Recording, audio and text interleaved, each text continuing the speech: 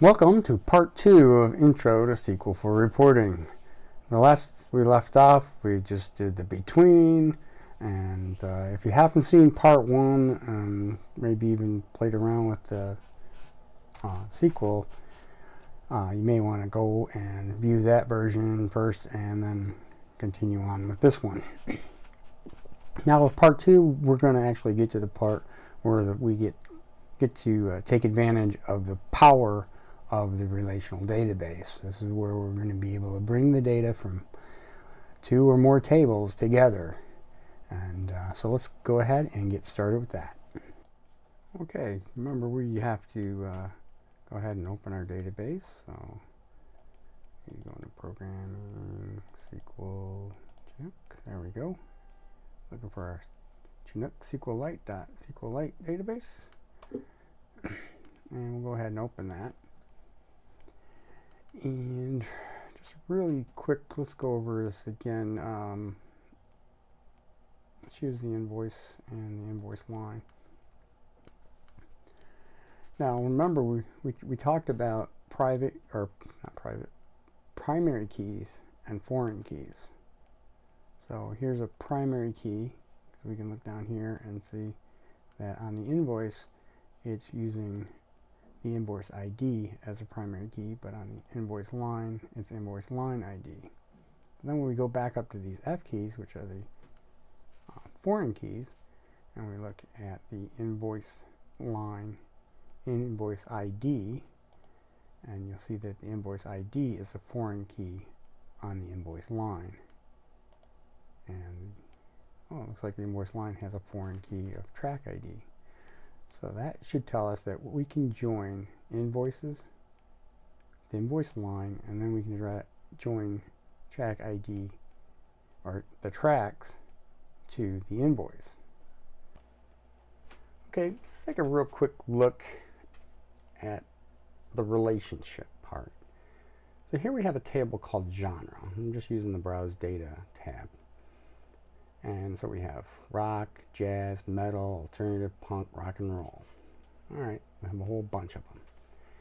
But then we go look at the track table. And here's a track for those about to rock. Okay, Angus Young, I can tell that's an AC/DC. Probably rock. Look, there's a 1. Oh, that's rock. And how do we know that? Is genre 1 is rock. So if we look for something with, not to be like confused, because you've got rock and roll. So what's the difference?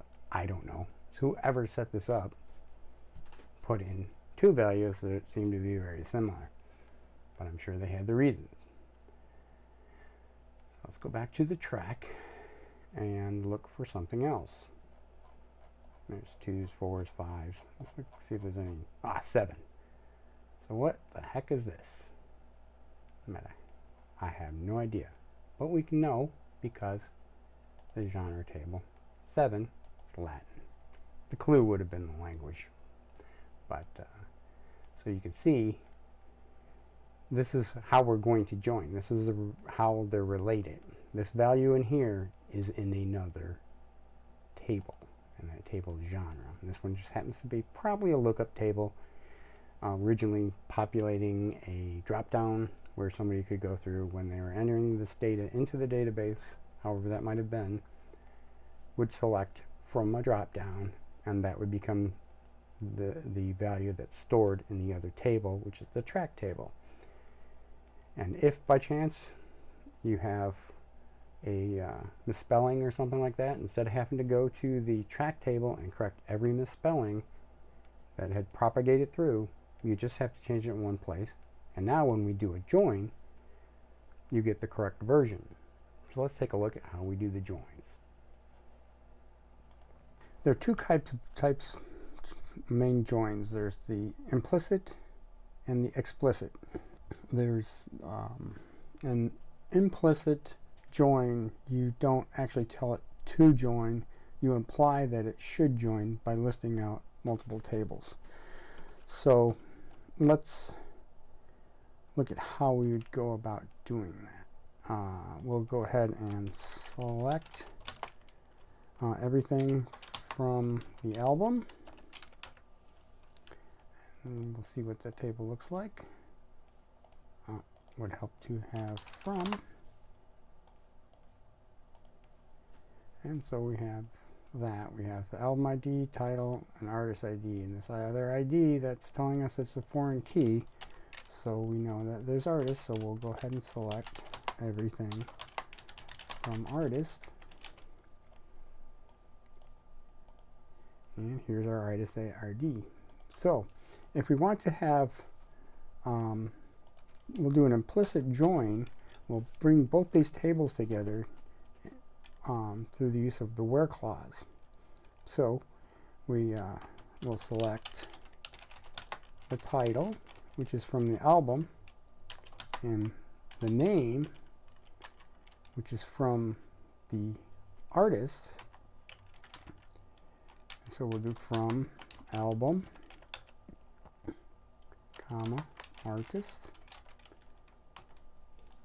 and then we'll do the where, and this is where we have to specify the ID, and since it's artist ID that we're looking for, we need to join the album.artist ID, which is equal to the artist.artist ID. So if we run this, this will join the two tables, and we now have title and name. And you'll see that, okay, so we got a title. Okay, that's the title of the album. But once you start joining tables, you then have to think about what your column table or your column names should be. Because name and title, you know, okay, well, that's a title album, but name, what's the name of what? So that would be, you know, a good idea to specify if it's ambiguous. So we'll call it artist name. So now we have title and artist name. So it's but this is how the implicit join works. It just, in the where clause, we set the IDs or the columns that we want to join on together, and that will pull back our 347 rows. Now, an interesting thing you can do, and this is why I probably recommend using explicit joins when we get to those, but if you forget to put a where clause, now remember we had 347 rows when we matched up on the ID, but if we just run this without the where clause, we now have 95,425, which, if we reselect this, we'll see this 347, and we multiply that times the number of artists, which is 275, and that's going to equal 95,425. And what happens is when you do not specify the columns to link on, it's going to link every record from the one table to the other table. And if you have 3 tables, it's going to do for 3 tables. So it's very easy to get a result set that's just huge. And when you have that, that's called a Cartesian product. And your best bet is to look at your where clause and maybe specify an explicit join. So let's take a look at what an explicit join looks like. So we're going to select this again. And then we're going to pick one table. And I'm going to select that from this table, the album table. But then we're going to explicitly tell it to inner join. So we have to go inner join and use the term join. And we're going to inner join what? The other table. And we're going to inner join on what? On the artist. On the artist. equal the album dot artist ID. So we run that, should get the same results as that, 347 rows. So now we've explicitly done that. So if you now run it without your inner join, you only run part of it, you get an error because you didn't specify a column, because name doesn't exist on album. Using an inner join, here's a new exercise for you. For each customer, give their first and last name and date of the last invoice. I'll give you a hint on this exercise, if you want to go ahead and run it, is that there is an aggregate involved. So you might want to look back at what we did before. And so give it a shot, see what you can get, and when we get back, I'll show you the query I came up with. Okay, let's show you what I did. So we know we're going to use the customer table, so that's not going to be hard. But we also have an invoice, so we're going to look at the invoice. So let's go look at the tables. And so we have the invoice table and we have the customer table. And sure enough, we got a foreign key in our invoice table, so we know we're going to have to join the customer to the invoice. So let's write the query now. We know we have to join the customer on the invoice. So we want the first and last name, so we'll say select first name, comma, last name, comma, and then we're going to aggregate the invoice date because we need the last invoice. So invoice date as latest invoice date. We'll grab that from the customer, and then we'll inner join the invoice. And we know that the customer ID and the invoice go together, or the customer ID is on both the invoice and the customer. So we'll do on, and then we give it the keys that we want to make sure equal each other. So we'll call this customer ID and say equal invoice dot customer ID, and then we have to add the group by, because remember we have an aggregate, and since we have an aggregate we have to group it by the other columns, otherwise the system won't know. So group by first name, comma, last name. And now we should be able to get the last invoice. So let's go ahead and run that. And sure enough, we got the first name, last name, latest invoice. Now you probably say, well, I hope that's right. How would you know? Well, we could select, to validate this, we can add one more thing, and I'll show you what happens.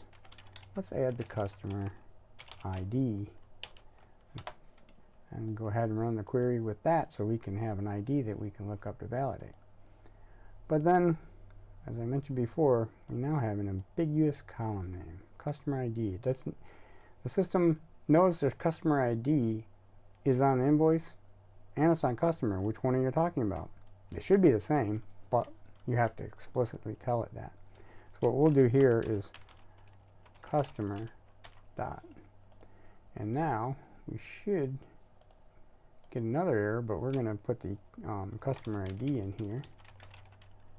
Customer ID, because remember we're still aggregating, so let's go ahead and see if we can run that, and we get another error.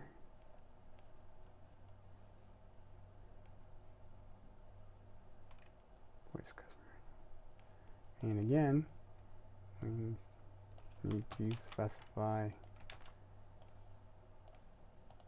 There we go. So now that we've told the system to disambiguate it, we can now know that, oh, let's go ahead and see, is this really, we can pick a customer, Tim on September 13th. So September 13th, we're going to see if Tim's latest. So we're going to just select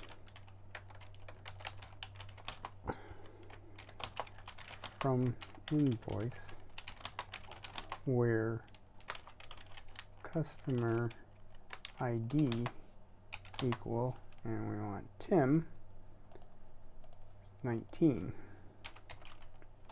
and then we're going to order by invoice date.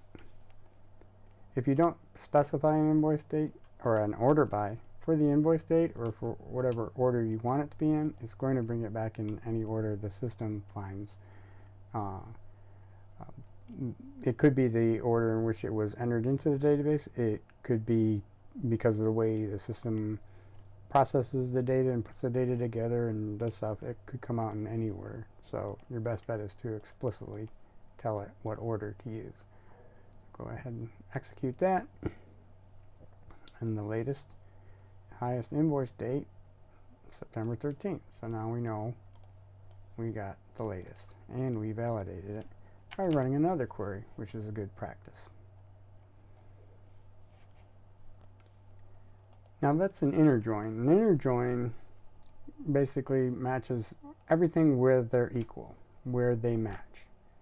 An outer join, or left outer join, says we'll grab all the data that's in the customer and join it with the data from the invoice.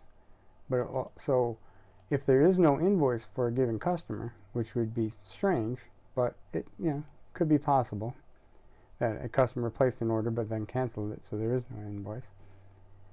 So with the invoice, if there's no invoice, you still might want to bring back the customer information and just display nulls. In that case, you'd do what's called an outer join.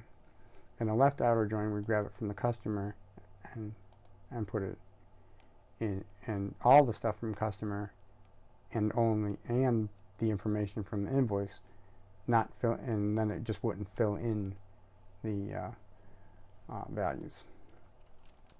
They would just be null. Right outer joins will only do the rows that are matching on the left table and all of the rows on the right table, so it's just the opposite. Usually you can get away with one or the other. Sometimes you do want to have the outer joins, and the left, most of the time you'd be doing a left outer join, but sometimes you might want to do a right. You have that option. So to demonstrate this, let's select everything from genre. And this will tell us all the types of music this business is going to sell.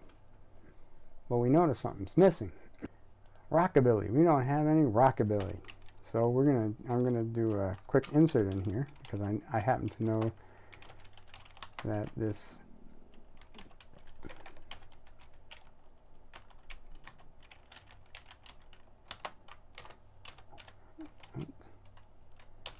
and we'll just call it rockabilly.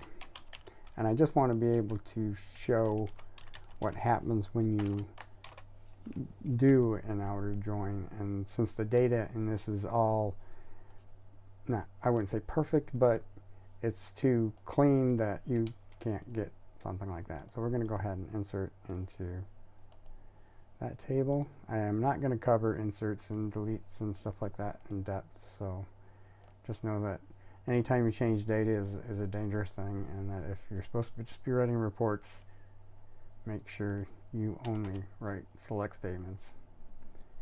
So let's go ahead and so we got 25. We can now select this, and now we have rockabilly. Now we can show an inner join versus an outer join. So we're going to go ahead and select distinct g dot genre id dot g dot name dot or comma t dot genre id. So we're going to do that from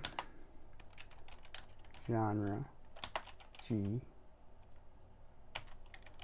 inner join track table, call it t on g dot genre id equal t dot genre id. And you may have noticed I used something different here. There's G's and T's. So what you can do is you can take a table and give it a temporary like nickname. Think of it as like a nickname. You're just going to say, okay, instead of genre, I'm just going to use G. So instead of typing out genre dot and genre dot name and track dot genre ID, we just use its nickname. And you give it its nickname on the from statement or on the join when you say which table to use. So now, in theory, if we run this, we get a syntax error. Why? Comma. Oh. Because we got a syntax error. Okay, so now we run this, and we get all the stuff. You'll see we got 25 rows. But now, if we copy this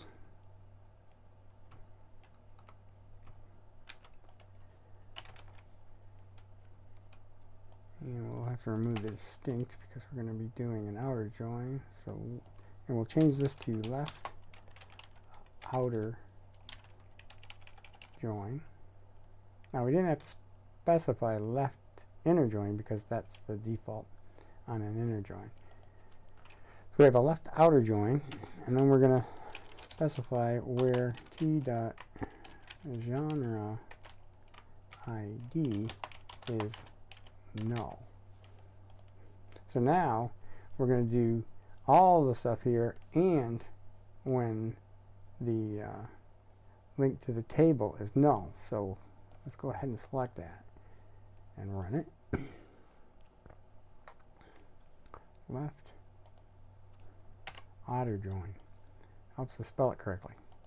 Okay, so now we find, oh wait, we got a genre that's not used anywhere because we just inserted it, so we'd have to add additional. But this is a way you can run things to find out when you join two tables together. Say, where is there some data that's missing, or is there some data that's not being used, and perhaps there's a reason for that. And it's also a way of saying, for this, you could say, oh, well, we just don't sell any rockabilly. Okay, the next statement we're going to look at is the union. The union is used where you match or bring together tables. It could be the same table, but in different aspects. But each column per column has to match. So, but then you basically run two separate queries and bring them together. But data, if it's a string number, then it has to be a string number. You could theoretically mix and match different kinds of data as long as they're the same structure. String number, string number, but you wouldn't be able to do like string and then string number. So let's go ahead and show what that looks like. Let's grab the first and last name, and we'll call it customer, and we're going to do a hard list here as customer as table type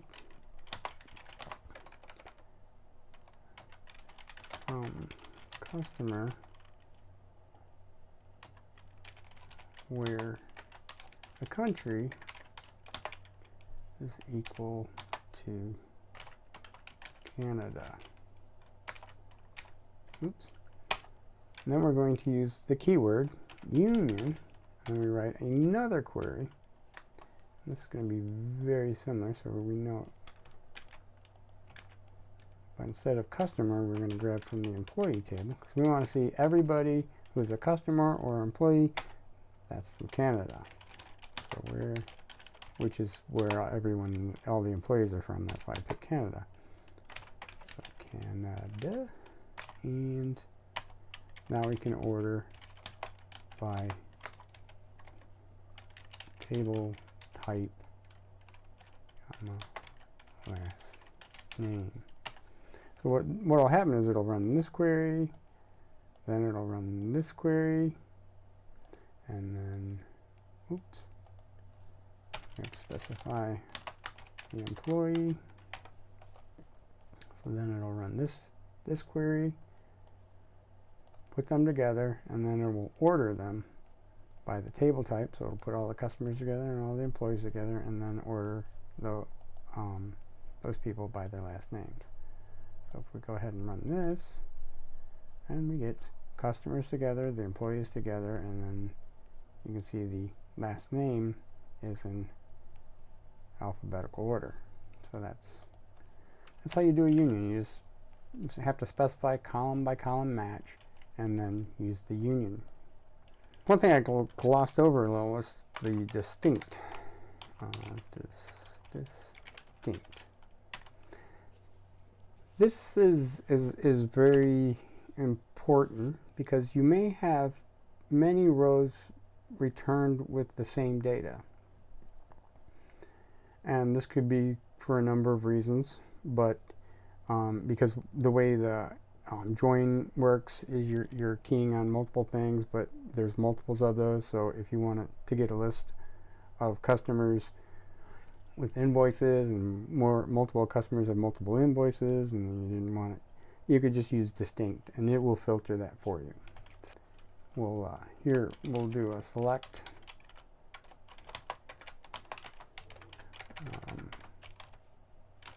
country from customer,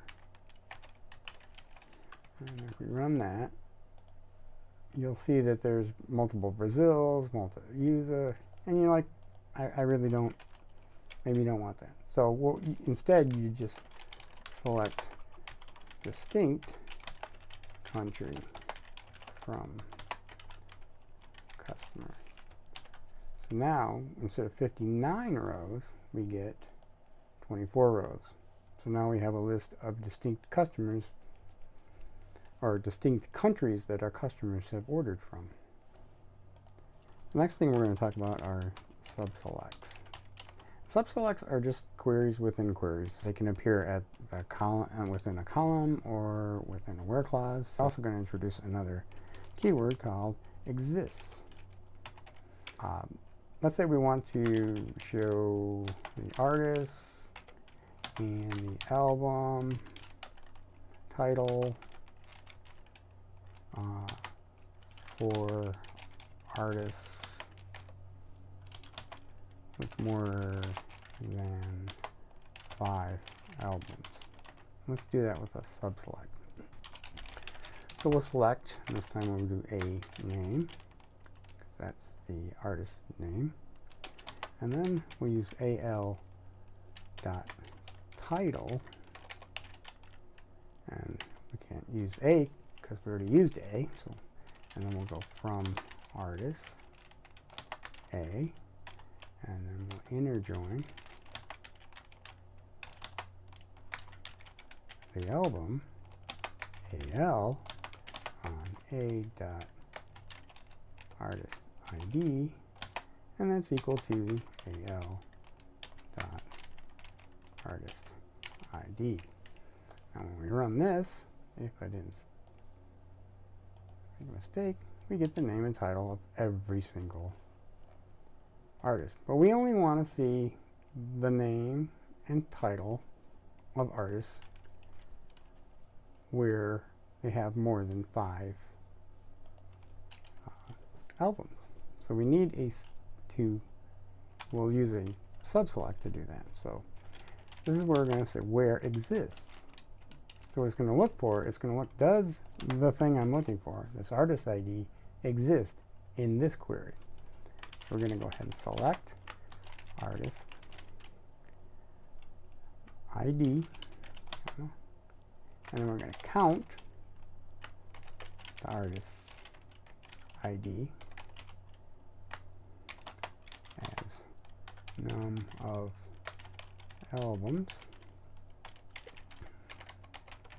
and I'm going to line that up with their select statement. So from album, and we'll call this one AL2, because we can't use the same album because this is a totally separate query, but they all have to have their own little nicknames that don't overlap, and we need to make sure nothing is ambiguous. So then we put the where AL2 dot artist ID, and that's equal, and we're going to link back to the A artist. So we're going to go, so A dot artist ID, and then we're going to group by artist ID, and this is where we use the having num of albums greater than 5. And then we can order the whole thing by the A artist name. And if we run this, we get only those artists with more than 5 albums. So the key here is you have to link, your subselect has to kind of link, or has to link back to the key, a key value in your select, so that it knows, oh, I need to filter it by this. So it's where, so it reduces the result set by that. So we just showed how this works as a part of the where clause with a subselect. Let's do a subselect with the same data, where we just really need the count. So we're gonna, we don't need the we don't need to bring back that, so we'll bring back that from there, and we'll need that. So this will be a column, and we'll select A dot artist, A dot name. We don't need the artist part. A dot name, comma. Then we're going to select the count, and then we're just going to from artists, and we can order by A dot name. So you don't always have to have the actual value returned. So we're going to key on the artist ID. We're going to bring back the count for a given artist. And it didn't like it. Oh. Yeah, oh. Have to give it our nickname. And there we go. And here's an example of, oops. Yeah, that's probably not a name we want to have on our report, is it? So we have counts on everything. Looks like some of these are similar, but they're slightly different. So we probably want to do an as. So we'll do as num of albums. Rerun this, and now we have a column that looks a lot better and probably can show up on a report a little easier. And in this case, if we want to, we can say where num of albums greater than 5. Not sure if we have to put the AL2. We'll see how it interprets it. And it worked. It's lowercase, uppercase. I don't know if that actually makes a difference, but it seems to have. And so now we have just the number of records. We don't list out the tables, but I just wanted to show a way how you can embed a select within as a column. Last major thing we're going to cover as a statement is the what's called a CTE. And this is a common table expression. Now, pretty much anytime you use a subselect in a query, you can avoid that because subselects can grow, and I've seen some queries that just look horrendous. Just try to figure out, and then to try to debug it because everything's, it's embedded with something else. Then along came the common table expression. So once this became available into databases, one of the first things I look for is, say, does this database support common table expression? This has a keyword called with, and you're basically going to create something like a temp table.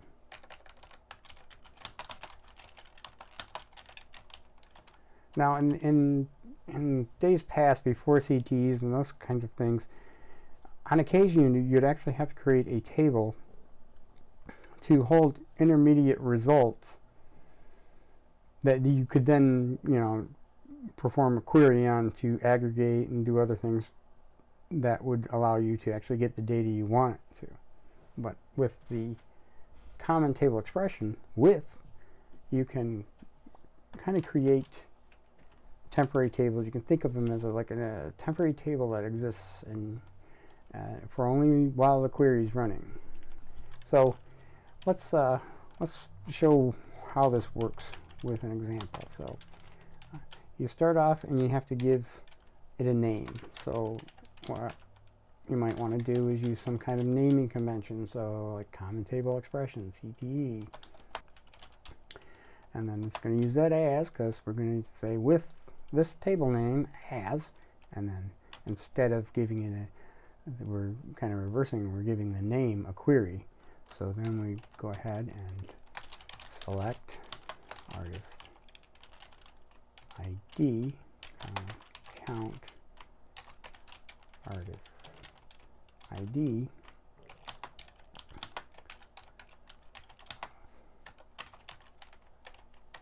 albums, from album group by artist ID.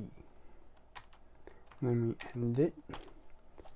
And this is very simple. Right now this should error out. This is incomplete input. That's because we haven't actually selected anything from it. So we still need to have a select statement. So at this point we're going to select everything from CTE album count.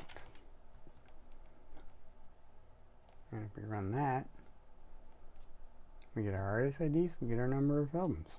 But at this point you're probably saying, whoopee-doo, that we could have just ran this, right? Which is true, we could have ran that. But the idea behind this is this isn't the final query. This is just the first query. So then we're going to create another CTE, and we use a comma, and then we'll give it a name because it's a new one. We're going to call this artists albums as again. We'll do our friends, and we'll go ahead and select album dot artist ID, comma name,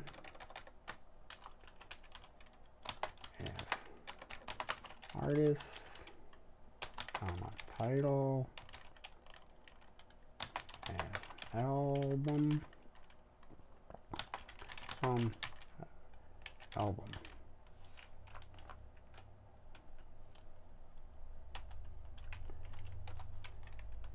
We're going to inner join this on this table.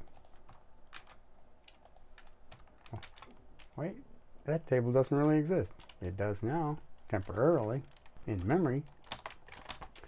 So we'll go ahead and count dot artist ID, because we have the artist ID, and we'll set that equal to the album dot artist ID. And we're going to go ahead and inner join that with another table, artist, on artist dot artist ID equal album dot artist ID. So now we can select everything from this table. Go ahead and select from both, and go ahead and go back to the width and see if that runs. And we get, now we have the artist ID, the artist, and the album all together in one query.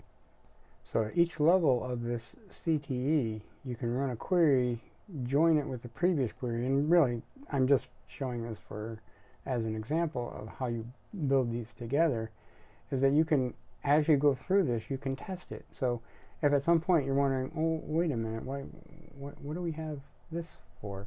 We'll get there. We're now selecting, we can build these together and we can build upon each. You can aggregate things like counts and stuff, which we haven't actually used yet, but we will. We can actually create the query we want to run now. We'll select the artist and the album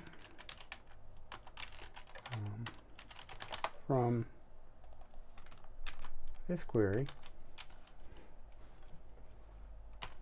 We'll inner join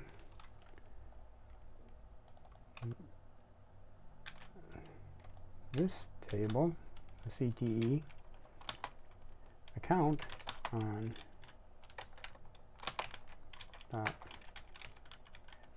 ID equal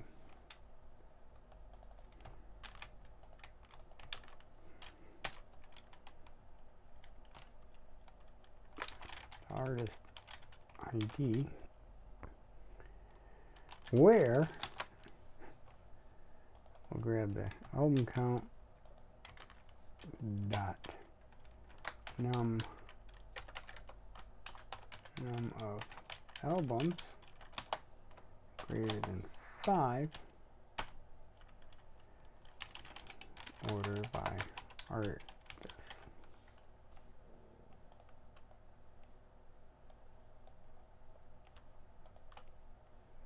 We run that, we now get the same results that we did from the other subselect query. The power of the CTE comes from your ability to use simple queries and build them into more complex queries without embedding them within other queries.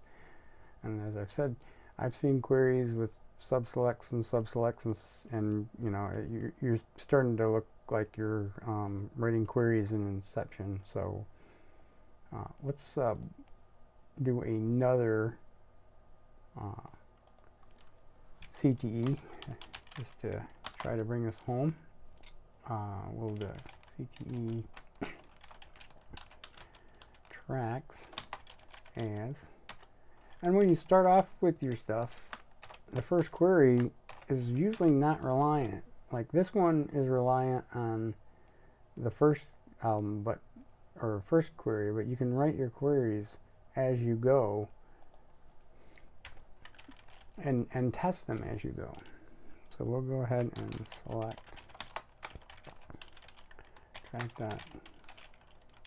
track ID, artist dot name as artist,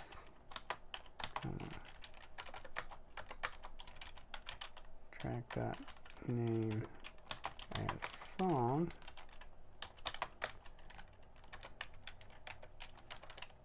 album dot title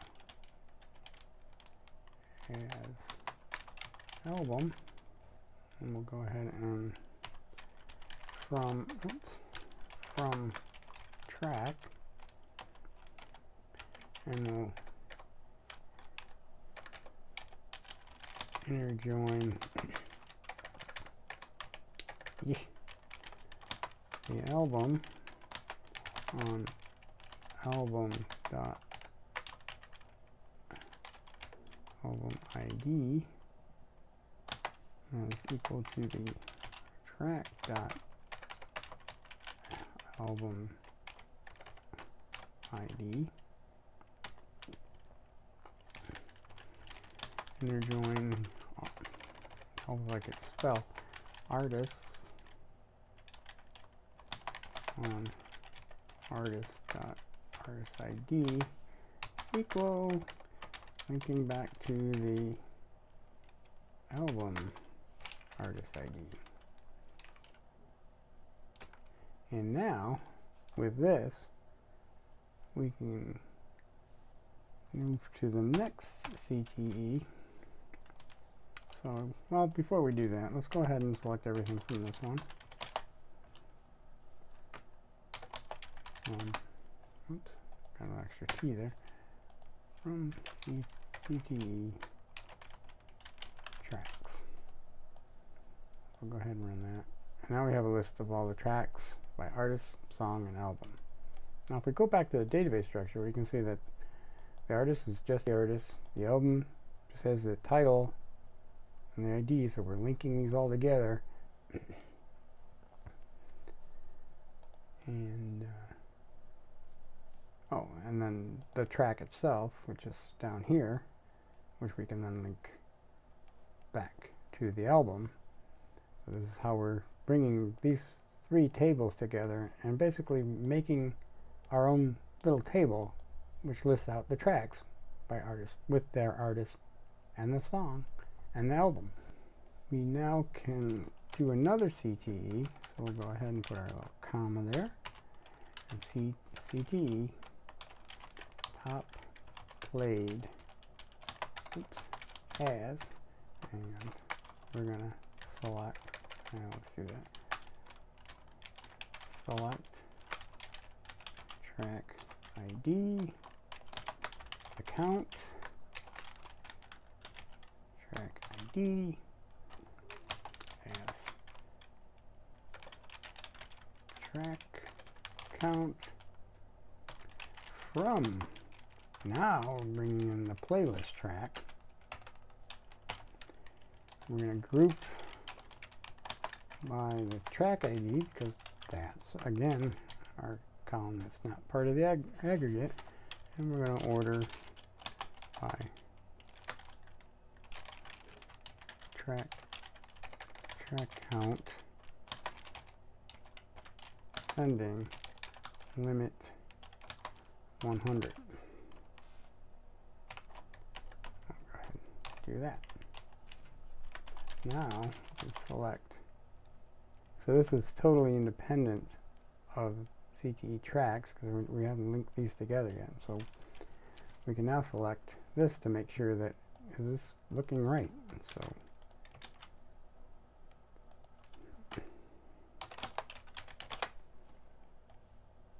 we can go back up, run this, test it out. We have track IDs, track count, but again, this is just numbers and counts and doesn't really tell us much.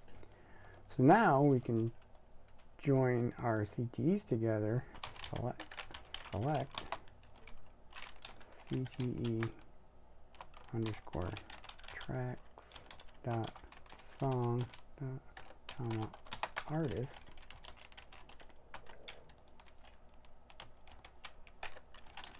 from CTE underscore tracks. So now we can get the the song and the artist. And now we can interjoin our list of top played. So CTE top played on CTE for tracks dot track ID equal CTE top played dot track ID. And we should be able to run that and get an error. Top plays. Top played.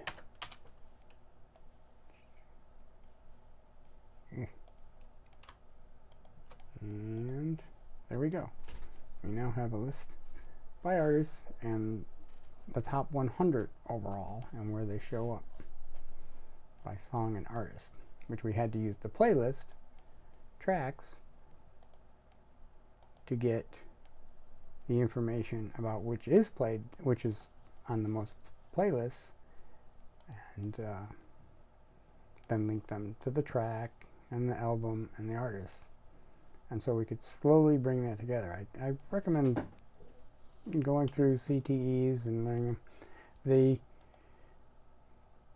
They can grow, but they're a little more, I like to consider, you know, easier to understand. Oh, I can look at this and you can see that query and say, oh, okay, I know what's going on that. You don't have another query embedded within it and go, okay, what's going on in that, and then another one. You can just say, okay, I can just build these together step by step, test it out as you go, so you can validate, and somebody comes to you and says, yeah, but what is top played? And you can run this part of the query for them by just running the select on that. And validate your data. Maybe you don't need all the data that's in that query, but you can, because this has track count and you limit, you can say, I don't want to limit at 100, give me them all. So then you can just run that part of the query. Now, if it is referring to another CTE, you can't just run that part of the query. You'd have to run everything up to that part of the query. So at that point, you may want to, depending upon the system you're running on, a lot of times you can just comment out using a dash dash. So if you want to temporarily comment out something or place a comment within your query, because maybe you're doing something and you're thinking, well, some people might not understand this. Well, you could place a comment in there and let someone else. And the thing is, the person who might not understand it might be you when you come back to it in like 6 months to a year and you have to update the query. So that's what I like about CTEs, is that you can break it down. Now, it takes a little bit of effort to break it down, but you have to have as much effort in that when you're doing subselects. So, one last exercise. Find all the other employees with the same title as Steve Johnson.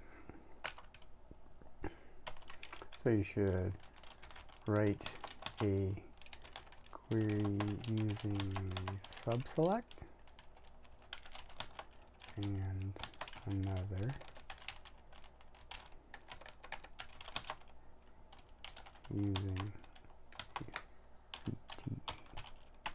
So that's the exercise. Find all the other employees with the same title as Steve Johnson, and then write a query using a subselect and another one using a CTE. Now, could you write it without using a subselect or a CTE? Possibly, but let's practice using subselects and CTEs. So go ahead and pause it if you want, and we'll be back to cover how I wrote those queries. Okay, let's first write it using a subselect. So we're going to need first name, last name from the employee, because, you know, that's a key right there. So select first name and then last name from the employee, where the title is equal. So we need to say, well, the title is equal to some query that we run that gets the title for some person named Steve Johnson. Okay, and then we need to select the title from employee, where first name is equal to Steve and last name is equal to Johnson.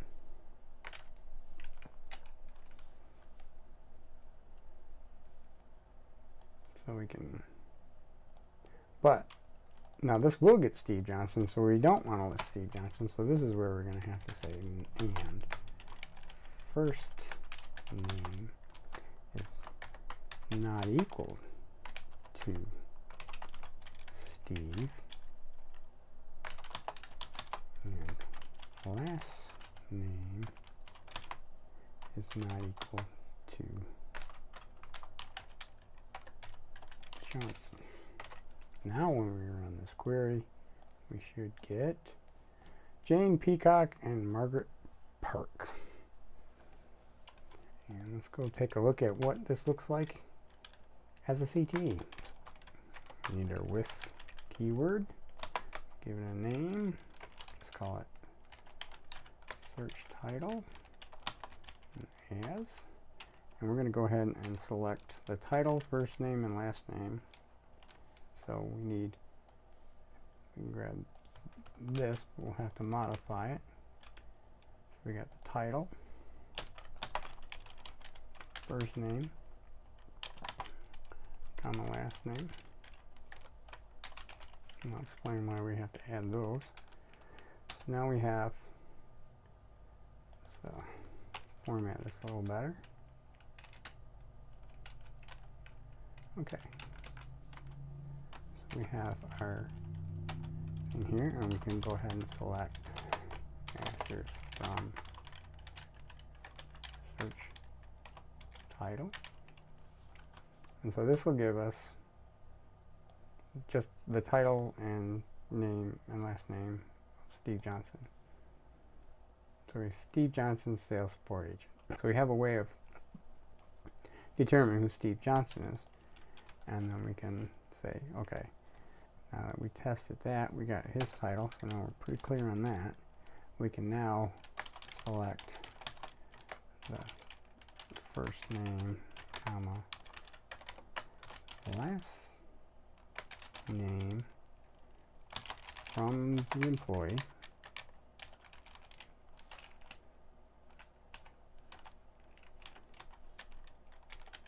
inner join, we're going to join the search title,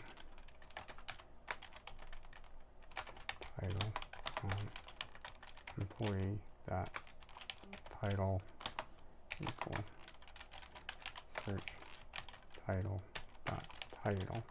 So we're going to put a where clause here, where the employee dot first name is not equal to the search first name and the employee dot last name is not equal to the search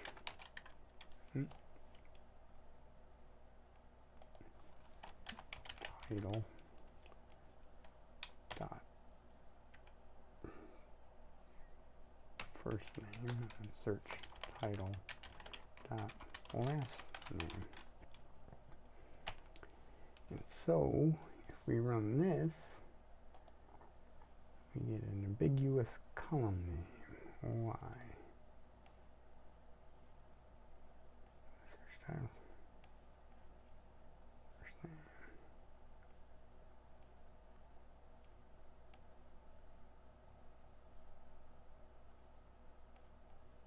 Oh, probably here. So we need the employee dot first name and employee dot last name. I'll rerun that, and we get the same as we got before: Margaret Park and Jane Peacock. Now, the advantage of doing this is that we could just change this to a different name in one spot and then get a different result. Whereas here we'd have to change it both because we have to filter out the same person we specify in our subselect. That's the CTE, and again, it's sometimes a little hard to get a handle on. And a lot of places, if you look up how to do a CTE, will just show you how to do what's called a recursive query. And a recursive query is basically a query that self-referentials itself, so query the same table into itself. Like in the employee tables, where you have somebody who may be a supervisor who has direct reports, is also a direct report to perhaps a manager and so forth down the line. And so you may have to have queries like that. That's where CTEs are generally, if you're looking at examples on the web, that's usually where they're. But I prefer to use them like this, where I can build up queries. You can use a CTE, your temp table, to break down or reduce the number of records you're working with. So if you know you're going to be working with a result set that you start off with like 100,000 records, and you can bring that down to like 10 records because of a workload, why not do that first off the bat? Then you don't have to worry about the system behind the scenes going through and then, oh, I need to evaluate everything. So one of the disadvantages of a subselect, when you have a subselect, let's go back up here, this has to be evaluated for every single artist, whereas a CTE can go out and reduce the artists to a subset, and that way when you're doing your joins, instead of joining two massive amounts and then filtering that down, you can join two smaller amounts. And sometimes this can be quite a difference in the length of time a query takes to run. So what are some possible traps you might run into when you're writing your queries? Well, one of the big ones is date fields. They can be different formats, and the requirements that somebody may have in your report may rearrange date parts and stuff. So you're going to want to have to look up the specifics of the type of database you're accessing to figure out how to handle dates. The not, if you use it with an and versus an or, can also mess up. You can mess up with that. You can get results that you're not really anticipating. Remember that greater than and greater than are equal to, or less than and less than are equal to, can have different results. And this can affect your dates also, because you can say, well, I want everything less than 12/31. Well, you're not including the last day of the year. So you'd want to say less than January 1st of the next year, or you could say I want less than or equal to. So when you're saying I need less than, you might want to also think about, do I need the equal to? Same thing with greater than. Forgetting to have a where clause. This can create, in a select statement, it creates a Cartesian product, and could, depending upon the amount of data involved, could bring a server to its knees. Could bring your workstation to its knees. You could, another problem where the where clause can be a problem, but not in select reports, is in the delete statement, because just where, if you select you know, asterisk from table, you get everything from the table. If you delete from a table without a where clause, you delete everything in the table. There's a concept called table space scans, and this is where a query will go through and it will, if you've got millions of records, it will go through every single record. Whereas if you can write your query so that you make sure you use an index, that can drastically reduce the speed of a query. Case sensitivity in some databases can be set up so they're case insensitive, so uppercase and lowercase mean the same thing. And remember, without your commas in your column names, you may just rename a column and not even realize it. So double check your results and say, oh, are these the columns that I'm expecting, or are this the actual data that matches the column name? So if your query span over time and it may change over time, you may want to come up, definitely have a way that you can archive your queries off, so you can have different versions of them. You'll also probably want to understand that perhaps the data you're looking at may not be all the data. It may just be a subset of the data. It could be that the data has been archived and just, you know, you have to be notified of that. So that leads us to the idea of asking smart questions. If it's something that Google knows, don't ask a DBA. And who's a DBA? A DBA is a database administrator. They're the ones who go through and they may have installed the database system itself. They upkeep it by, you know, making sure it has the proper storage amounts. They can set up the indexes. They may be the ones who create the tables. Depending upon the type of DBA, if they're also like a database administrator and analyst, they may go through and help people in the business design tables and developers. But again, they may be just simple, I just run this backup and that's what I do, DBA. So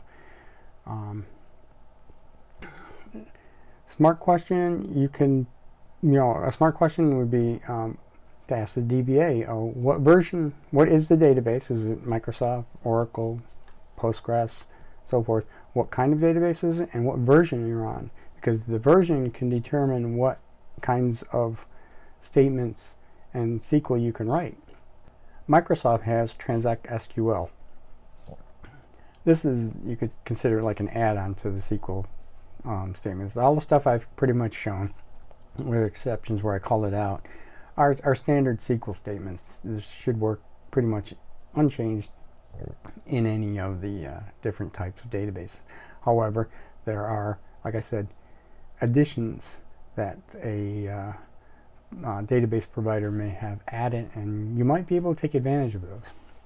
Just remember, you lose the ability to port those SQL statements easily and may have to rewrite them later if the database type changes. So that was one. Indexes. You could ask the DBA, could you give me a list of indexes on these tables? I want to write efficient queries, and they're going to think that's a good question. So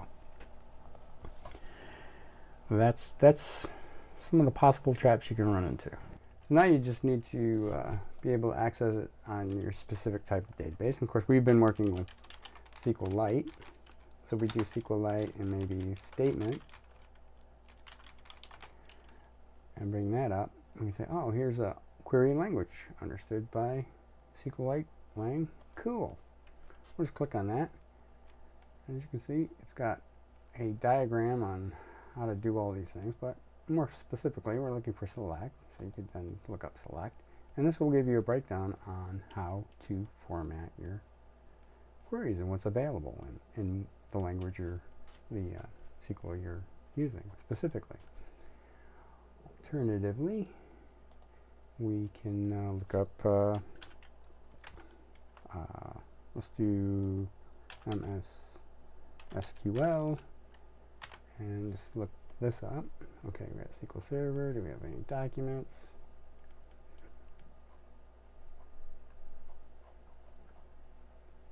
what we want to do is go to the definitives. So let's just do SQL query. So here's Microsoft Docs. So this would probably be a good place to start. Now this is an example. As I mentioned before, I think Transact SQL. So they have specific things that work with their version of the database. They may not work with other databases. Other databases may have similar functions, but they're going to be specific. So you'll be able to look up stuff here. You can see that there's the basic select, and it gives you a breakdown, select from, group by, having, and so forth. So that's another way you could is W3 Schools, yeah, schools.com. So here at W3 Schools, you can then scroll down to the references, and they should have, there's a SQL reference. And this is going to be more of a generic version, like I was talking about, of SQL statements. You can just come down, you can say it's got joins, it's got his nulls, it has the order by, it has the select, so you can select, and they're going to have examples and other things that you'll be able to work with. So maybe if it comes up. There's a whole bunch of other stuff that we didn't cover because this is really just intro and getting data out of a database. So as you can see, they have some simple examples of a select statement. So that's how to do searches, just, you know, so you don't have to remember everything. Google or DuckDuckGo or whatever your preference for searching the internet, and just look up, go to the definitive source or W3 Schools if you want to write specific code or SQL statements for the type of database you're working with. That brings us to the end. What I would recommend you continue writing queries, or try to write some queries of your own using the Chinook database. And when you feel up to it, go to this website. It's SQL Murder Mystery, where you can solve a murder by querying a database using SQL. So it's fun. I did it myself. It wasn't too bad. So you should have the skill set to be able to do that. Just, you know, write queries. It's a little daunting at first, but you know, the more you do it, the easier it gets, and then you'll understand more, and you'll be able to write, you know, search the web, see examples, and understand more. There are big next steps that you could just cover that to go into, where you could do concepts like explains, which tell you in detail what how the query was run and how you could optimize it, and pivot queries, recursive, as I mentioned, there's recursive table or common table expression queries. There's a lot more. There's some queries out there that just I look at and I'm like, how did they ever come up with this? But there can be some amazing stuff out there. So I guess that's it for now. So keep querying.